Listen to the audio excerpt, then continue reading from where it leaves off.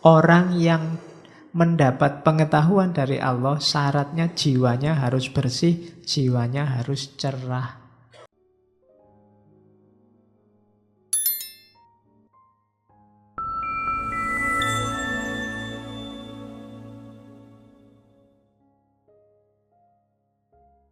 Oke, bismillah. Assalamualaikum warahmatullahi wabarakatuh. Bismillah. Mari kita mulai kembali ngaji kita. Malam ini kita masuk ke tema yang populer sekali. Mungkin kita juga sering mendengar, meskipun kadang-kadang salah paham. Apa yang dimaksud dengan istilah ini?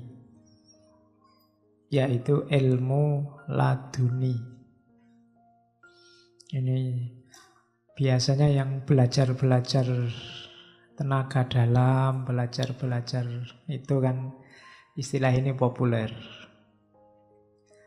Saya lupa beberapa tahun yang lalu ada lembaga yang menawarkan kemampuan bisa bahasa Inggris instan secara laduni.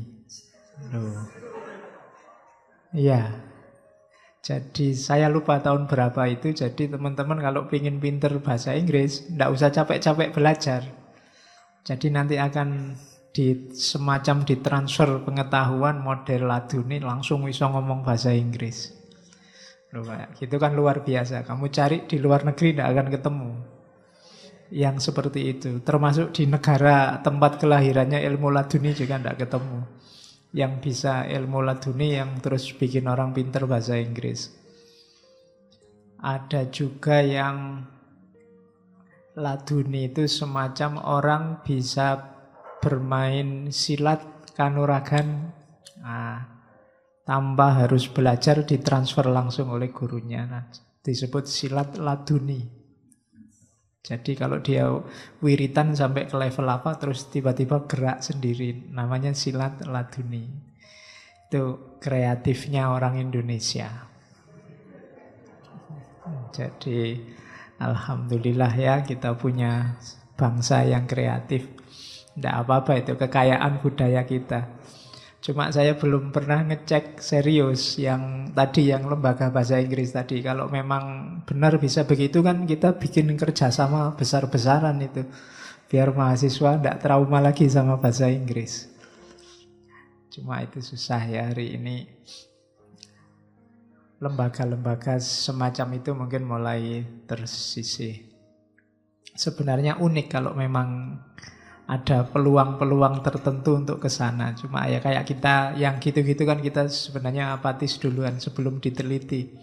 Kita tidak punya tradisi kritis dan tradisi penelitian. Ya coba diteliti lah kalau memang lembaganya masih ada. Siapa tahu. Ya kan? Cuma seperti kritiknya Ghazali, kita kecenderungannya memang pengetahuan kita ya kalau tidak teks ya rasio. Semua yang di luar jangkauan teks, di luar rasio, cepat-cepat kita vonis sebagai bukan pengetahuan, sebagai tidak valid. Gitu. Kalau bahasa baratnya pengetahuan itu positivistik, yang di luar itu terus kita klaim sebagai bukan pengetahuan, tidak masuk akal. Nah, itu hari ini Ghazali mau ngomong ranah yang sering kita anggap tidak masuk akal itu. Meskipun malam ini saya tidak murni membawa Ghazali, saya bawa beberapa tambahan dari Suhrawardi untuk lebih memudahkan. Karena kitabnya Ghazali menurut saya agak tipis di Ar-Risalah Al-Laduniyah itu. Dan baunya terlalu sufistik. Nanti kita tambah beberapa asumsi epistemologi dari Suhrawardi. Kalau Ghazali sendiri saya tidak perlu ngasih pengantar ya. Kita tokoh favorit di ngaji kita Ghazali. Paling sering diangkat. Mungkin sampai besok-besok karena memang karyanya luar biasa. Tulisan-tulisannya banyak. Itu pun tidak ada seperempatnya yang nyampe ke kita. Ghazali dikisahkan sempat menulis sekitar 228 kitab. Padahal beliau usianya cuma 53 tahun. Jadi beliau meninggal belum terlalu tua. Tapi sempat menulis 200 lebih, 228. Itu kan kalau dikruskan semua umurnya itu hampir setiap tahun dari umurnya nulis sekitar 4 jilid kitab. Bayangkan, itu kalau begitu lahir nulis kitab loh itu. Ya kan? Begitu umur setahun langsung nulis kitab. Itu sampai umur 53 kalau dikali 4 kan 200-an. Beliau nulis 200, jadi umur baru lahir nulis 4 kitab setahun. Nah itu 228. Ada banyak yang hilang ketika Baghdad jatuh, diserang oleh Mongol. Nanti termasuk kabarnya ada 40 jilid kitab tafsir karyanya Ghazali. Kalau ada itu bisa bermanfaat untuk mahasiswa tafsir. Sayangnya hilang atau dikejar aja secara laduni, siapa tahu. Ya, kan saya pernah cerita ya, ada mahasiswa tafsir yang nulis skripsi tentang Ibnu Arabi, metodenya laduni. Jadi dia nulis gagasannya Ibnu Arabi secara luar biasa, tapi tidak ada footnote-nya. Waktu saya tanya, lah ini kamu referensinya dari mana? Saya wawancara langsung Pak sama Ibnu Arabi. Ya kan, kamu tidak nyambung mesti kan. Tapi kalau kalian baca tulisannya, memang tulisannya bagus. Dan dia berani jamin, silahkan Bapak cek, nyari di buku apa yang saya ngutip kalau dituduh saya plagiat. Memang susah. Nah, dia merasa, dia ini warga Torekot. Jadi dia Torekotan dulu, wasilahan, terus kalau butuh itu mendatangkan Ibnu Arabi. Ya kamu bisa dipelajari. Nanti kamu bisa mendatangkan Socrates, Immanuel Kant, bisa mendatangkan. Itu kan enak, kamu bisa wawancara lebih mendalam daripada baca bukunya kan kesuwen. Atau sekali-sekali ngaji secara laduni, nanti ustadznya dimasuki rohnya Socrates terus ngomong gitu. Oke. Jadi Hujatul Islam Abu Hamid Al-Ghazali. Karya-karyanya banyak yang suka, banyak ada juga yang tidak suka. Biasa itu kan. Ada cerita beberapa ulama yang tidak suka Ghazali membakar kitab-kitabnya. Nanti kalian carilah cerita itu, karena memang ada. Meskipun orang yang membakar ini nanti akhirnya tobat karena dimarahi Rasulullah. Ada ceritanya, kalian cari sendiri itu. Karena biasanya beberapa ulama tidak suka karena menganggap banyak hadis-hadis dhaif yang dipakai oleh Ghazali. Ada cerita suatu ketika Ghazali ini disidang oleh beberapa ulama. Kok sampean memasukkan hadis-hadis dhaif dalam kitab-kitab yang sampean tulis? Jawabannya Ghazali, standarnya dhaif dan tidak dhaif bagi para ulama yang sekarang di hadapan saya itu mungkin beda dengan standar dhaif dan tidak dhaif menurut saya. Para ulamanya tanya, kalau menurut sampean gimana? Kalau saya ada hadis, saya cium. Kalau baunya wangi, ini berarti sahih. Ayo, susah kamu kan? Kayak gitu tidak bisa ditiru itu kan. Kalau baunya wangi ini berarti sahih. Kalau enggak ya berarti bukan dari Nabi. Dan para ulama kan setiap kali satu hadis terus ada sholatnya, ada riadohnya untuk membuktikan apakah itu sahih apa enggak. Setelah sholat, riadoh, terus hadis ini dicium. Kalau baunya wangi ya berarti sahih. Oke, cara kayak gini enggak gampang. Mbok anggap, berarti lebih mudah Pak. Enggak, ya lebih mudah yang konvensional. Yang ini enggak gampang-gampang orang bisa mencapai itu. Mungkin hanya Ghazali yang bisa. Atau para wali, kekasihnya Allah. Oke, bismillah, kita mulai ya belajar tentang beliau.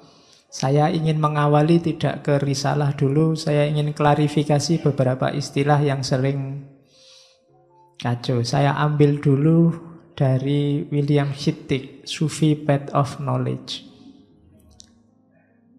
yang membahas Ibnu Arabi. Jadi katanya hasil penelitiannya William Hittig bahwa jalan pengetahuannya manusia sebagaimana dipahami oleh para sufi itu ada 3 jenis.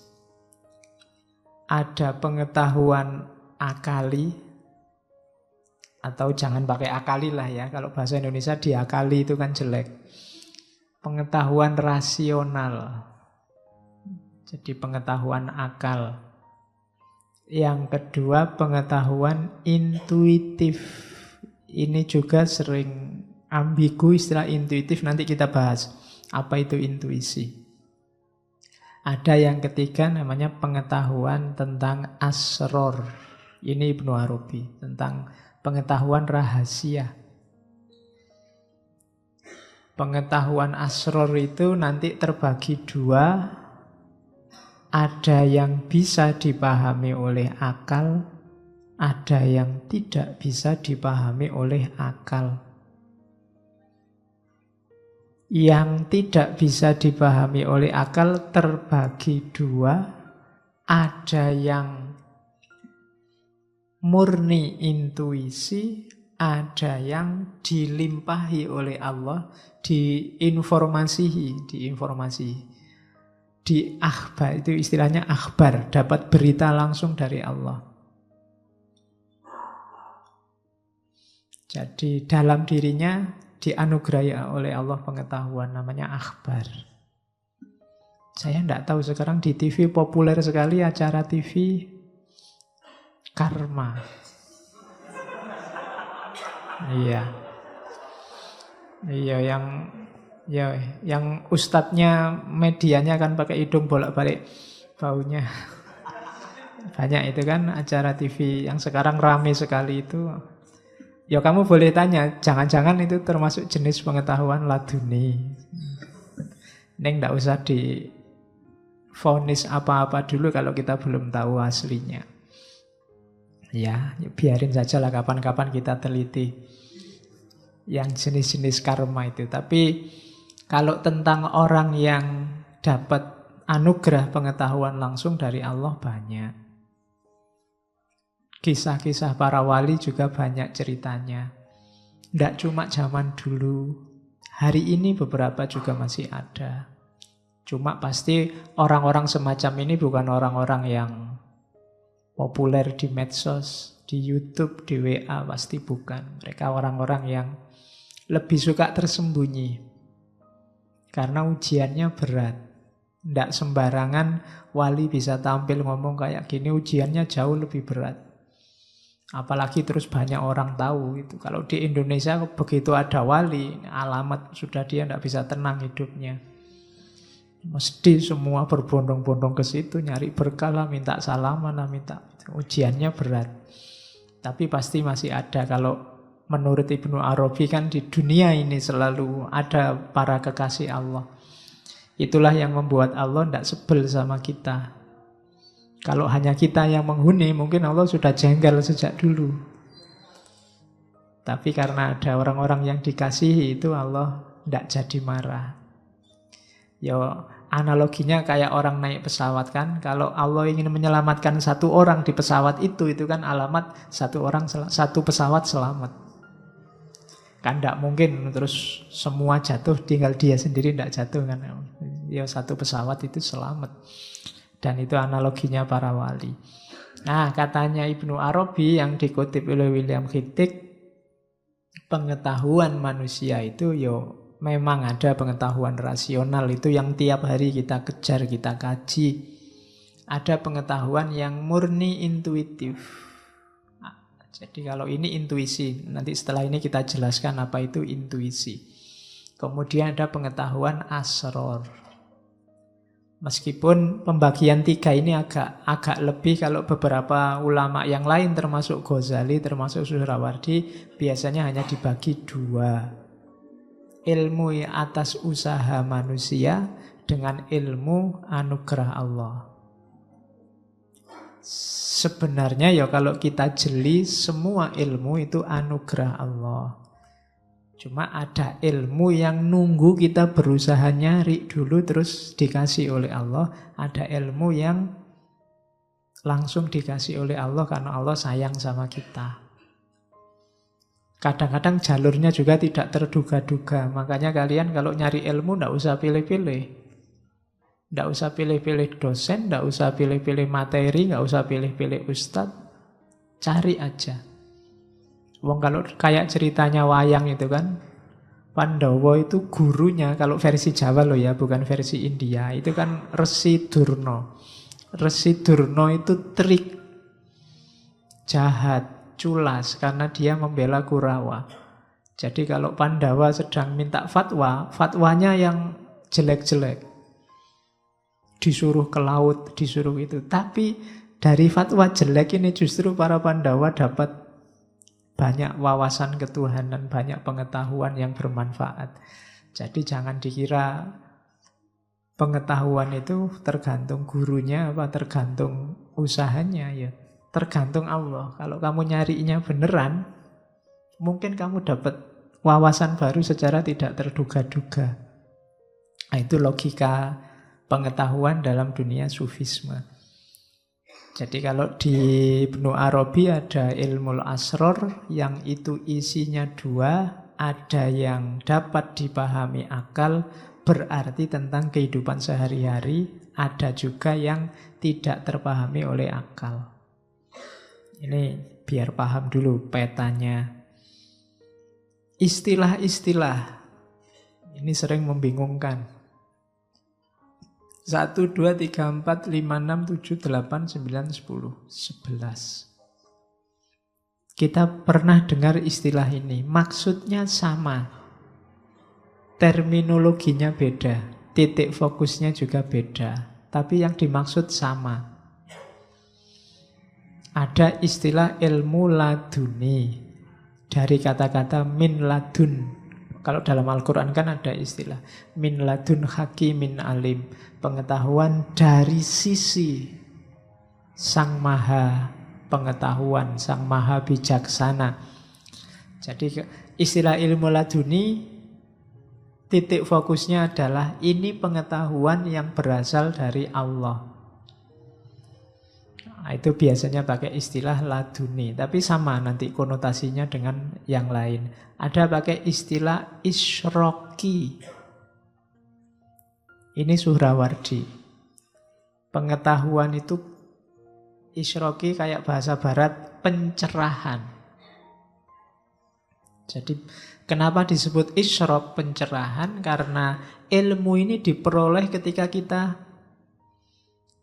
terbersihkan sehingga cahaya bisa masuk. Sebenarnya laduni juga begitu. Jadi isyrok itu ketika diri kita layak menerima cahaya. Maka cahaya datang dan kita jadi bersinar, bercahaya. Analoginya kan kalbu yang seperti kaca kayak minggu lalu. Kalbu yang seperti kaca yang diterangi kemudian dan seterusnya. Makanya pengetahuannya pakai simbol cahaya. Namanya isyroki. Kalau bahasa yang populer ada istilah iluminasi, sama pencahayaan, pencerahan. Orang yang mendapat pengetahuan dari Allah, syaratnya jiwanya harus bersih, jiwanya harus cerah. Jadi sama. Konotasinya sama, laduni sama isyroki. Kadang disebut irfani. Maksudnya juga sama. Kalau dalam Islam kan ada beda antara alim sama arif. Yang alim ini ilmu yang kita cari tiap hari di kampus-kampus, di sekolah-sekolah. Nah yang laduni ini jenisnya arif. Makanya ada alim billah dan arif billah. Kalau alim, ini pengetahuan yang masih butuh media. Contohnya, ini ustadznya sudah datang belum ya? Dari luar kamu belum lihat saya. Oh, itu sandalnya sudah ada. Kamu tahu saya dari media sandal. Itu alim, masih butuh perantara. Pengetahuan yang butuh mungkin dari buku, mungkin dari guru, mungkin dari dikasih tahu orang. Nanti ada level yang lebih tinggi, itu arif. Kalau arif ini ustadznya datang belum? Sudah datang. Sekarang saya di masjid dan di depan beliau. Itu berarti arif, ngalami sendiri langsung. Makanya sufi itu lebih sering gelarnya, sebutannya adalah arif billah. Bukan lagi alim. Kalau alim itu bahasanya Al-Quran, wa fauqa kulli dzi ilmin alim. Di atasnya orang berilmu pasti ada yang punya lebih banyak ilmu, lebih tinggi ilmu. Tidak pakai istilah arif. Kalau arif ini orangnya ngalami sendiri karena derajat kebenarannya lebih tinggi. Makanya disebut arif billah. Pengetahuan yang mendalam. Kayak misalnya kalau saya bilang kalian ada kata-kata tulisan, misalnya di sini saya nulis kalimat besar, judulnya misalnya takut. Dengan kata-kata takut ini kalian ngerti, oh takut itu kan maksudnya Pak, kalau ada sesuatu yang membuat kita merinding terus takut. Ini pengetahuan yang masih berjarak, masih konsep. Akan jadi arif kalau kalian hari ini memang takut. Perasaanmu sedang ketakutan, ini arif. Kamu ngalami ketakutan sendiri. Kalau tadi kan cuma membaca tulisan takut dan paham apa itu takut. Jadi membaca tulisan takut, paham apa itu takut, namanya ilmu. Orangnya namanya alim. Tapi kalau kamu hari ini mengalami takut itu, terus, oh iya ya, begini rasanya takut itu. Ini arif namanya. Jadi cuma kalau sufi, irfani, arifnya arif billah. Bukan urusan-urusan di luar keagamaan. Bukan urusan misalnya gimana ya rasanya korupsi. Itu hanya orang-orang koruptor yang arif tentang korupsi. Ya, kalau kita cuma alim, ngerti dari jauh. Gimana narkoba, ya yang sakau, yang arif tentang narkoba. Kita hanya alim. Cuma terminologi arif sama alim ini untuk ranah agama biasanya. Irfan di sini nanti satu makna dengan isyraq, satu makna dengan laduni. Sama kayak makrifat, sama makomnya. Orangnya namanya arif, barangnya namanya makrifat, kondisinya namanya makrifat. Makrifat ini kan nanti salah satu makom puncak. Kalau versinya Ghazali, puncaknya laku tasawuf itu makrifat. Ada lagi kasyaf. Kasyaf ini juga istilah yang populer, maknanya sama kayak makrifat. Orang yang kasyaf itu artinya terbuka. Dari tidak tahu jadi tahu, itu namanya tersingkap, terbuka. Terbuka semua sekarang, itu namanya kasyaf. Jadi, arahnya tetap sama pada ketuhanan. Orang yang kasyaf ini kondisi keterbukaannya. Isinya makrifat, pengetahuan. Orangnya namanya arif. Jadi itu namanya kasyaf. Terungkap. Ya, manusia itu hari ini beruntung Allah tidak mengungkap kita. Bahkan kita disuruh untuk mengungkap Allah, itu kasyaf. Karena kalau kita diungkap semua, mungkin manusia sedunia itu isinya jelek semua. Jadi manusia itu kan ada yang baik, ada yang buruk, itu bukan karena perilakunya, tapi antara disembunyikan oleh Allah kejelekannya atau dibukakan oleh Allah kejelekannya. Kalau Allah mau dibukakan semua, seandainya kalian ngaku semua salahmu apa, jelekmu apa ditulis, itu hari ini langsung terbit berapa ratus halaman itu kesalahan dan kejelekanmu. Cuma Allah menyembunyikan, jadi kelihatannya seolah-olah ada jarak. Ini orang baik, ini orang jelek. Tapi kalau Allah dibuka semua, ya mungkin semua orang jelek. Kita sama saja sebenarnya. Meskipun saya di sini, kamu di sana, kalau kamu ngerti jelekku, jangan-jangan lebih jelek daripada kalian. Kalau kalian ngerti, cuma kalian kan tidak ngerti. Oke, itu kasyaf, terbuka. Cuma ini kasyafnya tidak tentang manusia, tapi tentang Allah. Dan kalau tentang Allah kasyaf kita, man arofa nafsahu arofa robbahu. Pengetahuan kita tentang Allah, otomatis kita kenal tentang manusia, kita arif tentang manusia. Dan juga arif tentang alam semesta. Karena manusia adalah mikrokosmos. Itu kasyaf. Tentang hakikat. Bukan berarti tentang, kalau saya ngomong tentang alam semesta, tentang manusia itu terus ngerti semua orang namanya siapa, tidak begitu. Ngerti hakikatnya hidup, hakikatnya realitas. Itu yang membuat orang tidak tertipu lagi sama dunia, karena ngerti levelnya dunia. Sama kayak kalian yang ketika jatuh cinta sama seseorang, itu kan dianggap orang ini baik semua, terus putus, terus tahu jeleknya, itu kan nilainya langsung jatuh. Sudah tidak mau sama sekali, pokoknya ketemu aja ndak, ketemu melengos, menyapa ada ndak. Nah, orang-orang ini ketika dibukakan rahasianya realitas, rahasianya alam semesta juga begitu sama dunia. Ternyata serendah itu dunia. Kenapa selama ini aku jatuh cinta sama dunia? Sama kayak kamu sama, oh ternyata engkau serendah itu. Menyesal aku jatuh cinta padamu kemarin, kan?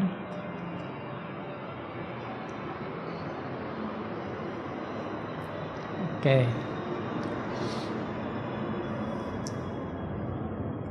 Kalau bisa menalak dunia semacam itu luar biasa. Yang bisa orang yang sudah kasyaf. Sebenarnya kalian sudah tahu selama ini bahwa dunia itu jelek.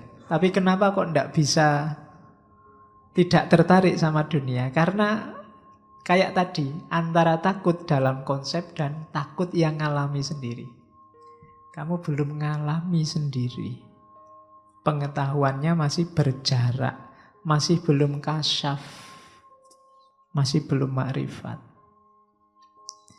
Yang sedang nyalon jadi gubernur, jadi bupati, seolah-olah terus kalau sudah jadi gubernur, jadi bupati, sudah luar biasa.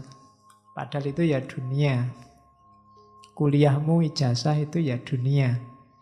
Pekerjaan ya dunia. Jadi jangan terlalu jatuh cinta ke sana. Pahami hakikatnya dunia. Gnosis, ya ini istilah filsafat, istilah Yunani Romawi. Konotasinya sama. Pengetahuan suci, pengetahuan sakral, makrifat, saintia sakra minggu lalu. Istilahnya gnosis. Fatih, keterbukaan. Mirip kayak kasyaf. Terbuka. Zauk ini rasa, karena dia kayak tadi ya, takut yang dikonsep dan takut yang dirasa. Jadi pengetahuan yang sifatnya zaukiyah, pengetahuan rasa. Kadang-kadang pakai istilah basiroh, pengetahuan batin.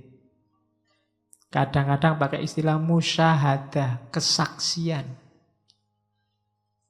Orang yang menyaksikan itu musyahadah. Ada yang pakai istilah huduri. Ada tulisan yang populer sekali sejak zaman saya mahasiswa. Sudah dicetak berulang-ulang, judulnya ilmu huduri. Ya, ilmu huduri ini epistemologi zauk, epistemologi rasa, epistemologinya irfan. Saya jelaskan sedikit. Jadi ilmu huduri itu ilmu yang didapat langsung. Kalau bahasa epistemologinya, ilmunya itu swa objek. Ya cirinya sama kayak tadi. Tidak ada perantara antara yang tahu dan objek yang diketahui. Takut yang saya alami itu kan, untuk tahu takut saya harus menengok diriku sendiri, tidak keluar.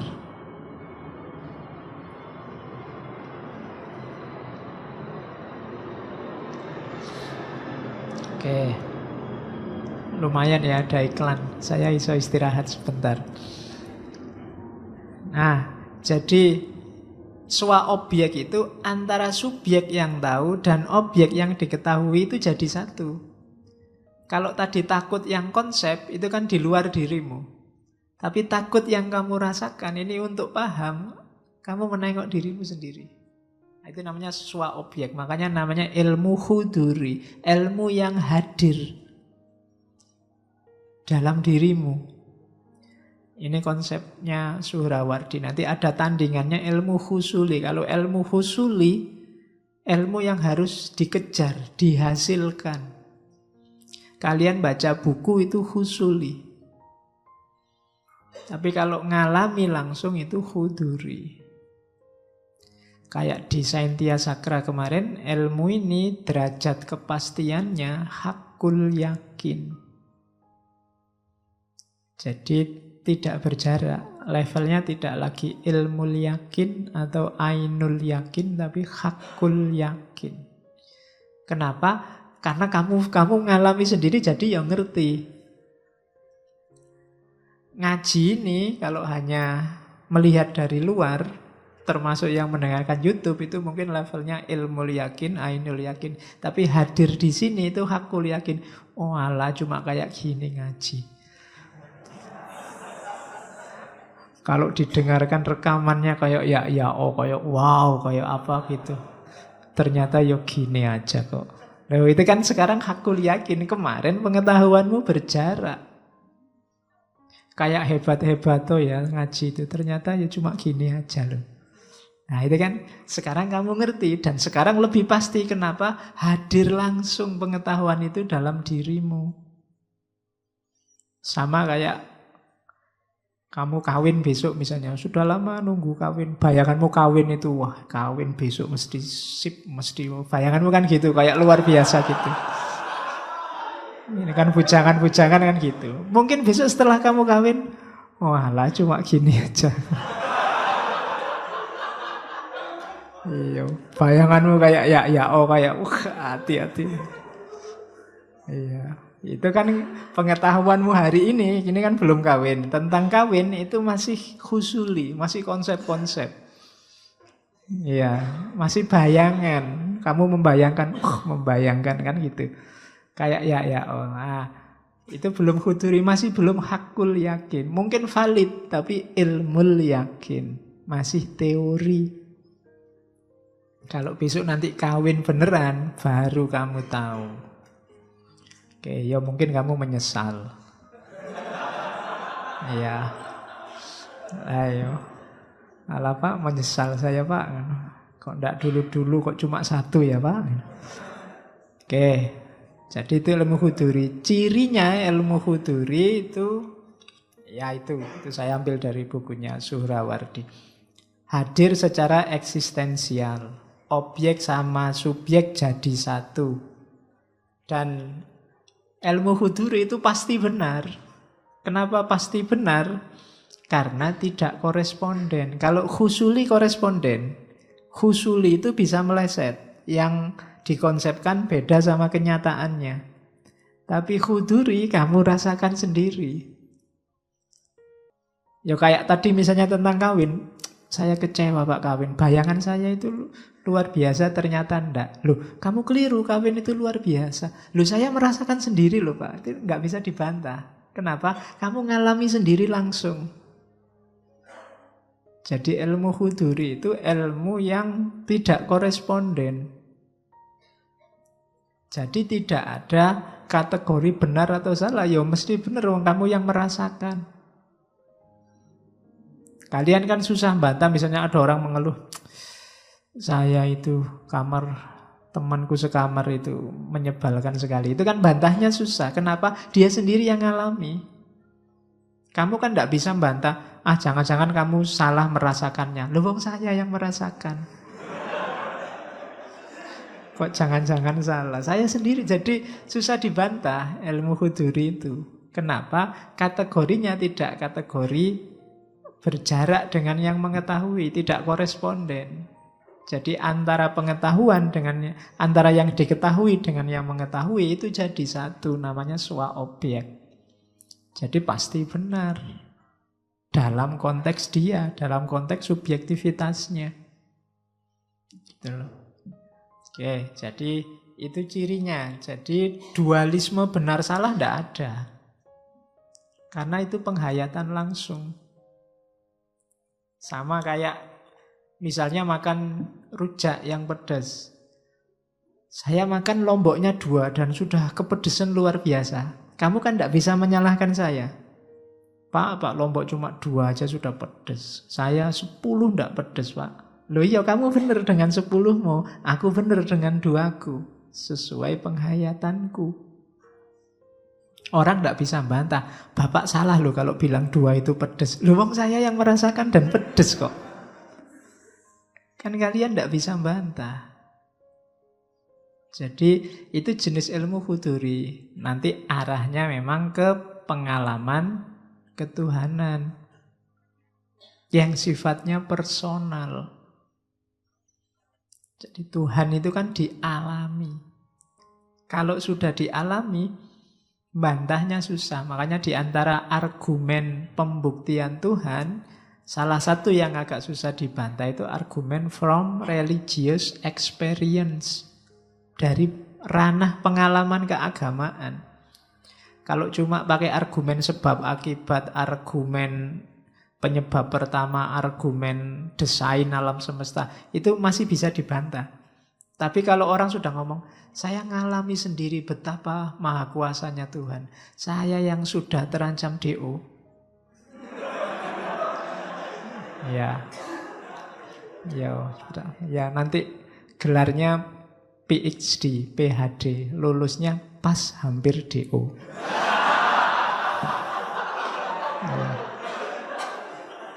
Jadi meskipun S1 gelarnya PhD. Jadi lulus pas hampir DO. Alhamdulillah lulus. Oke. Nah, jadi sifatnya personal, swa objek, tidak ada dualitas benar salah. Dan dia hadir dalam diri kita. Itulah ilmu huduri. Ilmu menerjemahkannya umum. Bukan sains kalau barat, tapi mungkin lebih dekat ke knowledge, pengetahuan.